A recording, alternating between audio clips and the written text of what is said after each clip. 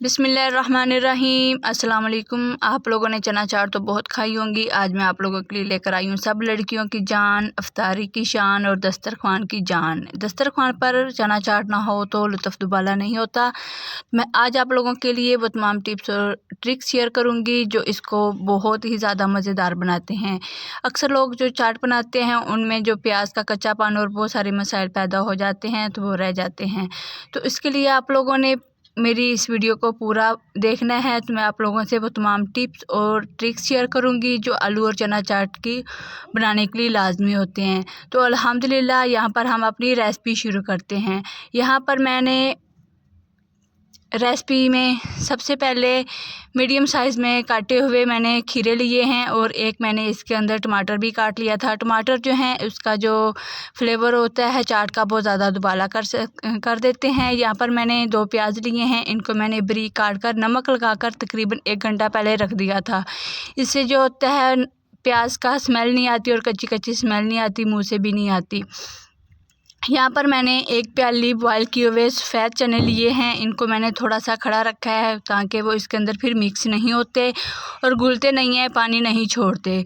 यहाँ पर मैं 1 से 1.5 चम्मच इसके अंदर चाट मसाला शामिल करूँगी। चाट मसाला शामिल करने के बाद हमने इनको अच्छी तरह से चम्मच की मदद से मिक्स कर लेना है ताकि जो मसाला है सारी चीज़ों के अंदर मिक्स हो जाए और कहीं ज़्यादा और कहीं कम ना हो। तो अल्हम्दुलिल्लाह हमारी जो चाट है वो तैयार होने जा रही है। यहाँ पर जो हमारी वीडियो है, जो हमारी रेसिपी है, बहुत ही मज़े की होती जा रही है। यहाँ पर आप लोगों ने वीडियो को बिल्कुल भी नहीं स्किप करना। यहाँ पर मैं आप लोगों को चंद अहम टिप्स बताने जा रही हूँ। अब मैं इसके अंदर आलू शामिल करूँगी। आलू को भी मैंने थोड़ी सी जानदार वाले खड़े खड़े बॉयल किए हैं ताकि वो इसके अंदर मिक्स ना हो और इनका जो टेस्ट है वो अच्छा रहे और फ्लेवर अच्छा रहे। इनको भी मिक्स कर लेंगे। मिक्स करने के बाद अब मैं इसके ऊपर जो चीज़ शामिल करूँगी, जो डालूँगी, वो मैं आपको बताऊँगी जो इसकी चना चाट को 4 चांद लगा देंगे और इसकी जान आ जाएगी। यहाँ पर मैंने इमली की चटनी तैयार की हुई है, इसकी रेसिपी मैंने आप लोगों से शेयर कर दी थी। वो डालूँगी 3 से 4 चम्मच। इससे जो चना चाट है उसका जो फ्लेवर होता है, इसका जो टेस्ट होता है कमाल का होता है। जब भी हमारे घर में कोई दस्तरखान लगता है, कोई मेहमान आते हैं तो मैं ये ज़रूर बनाती हूँ और हमारे घर के मेहमान ये रेसिपी पूछे बिना नहीं जाते। तो व्यूअर्स, आप लोगों ने भी अपनी इफ्तारी में इसको ज़रूर बनाना है।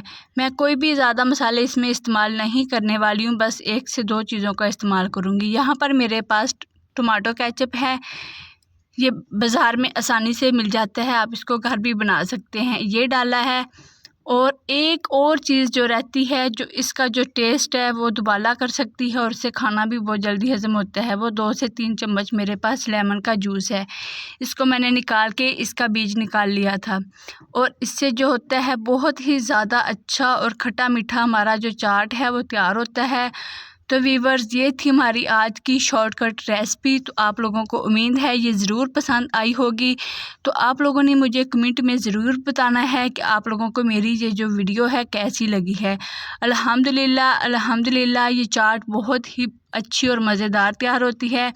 तो आप लोगों ने करना क्या है, मेरे चैनल को लाइक, शेयर और सब्सक्राइब करना है। अल्लाह हाफिज़, मिलते हैं नेक्स्ट वीडियो।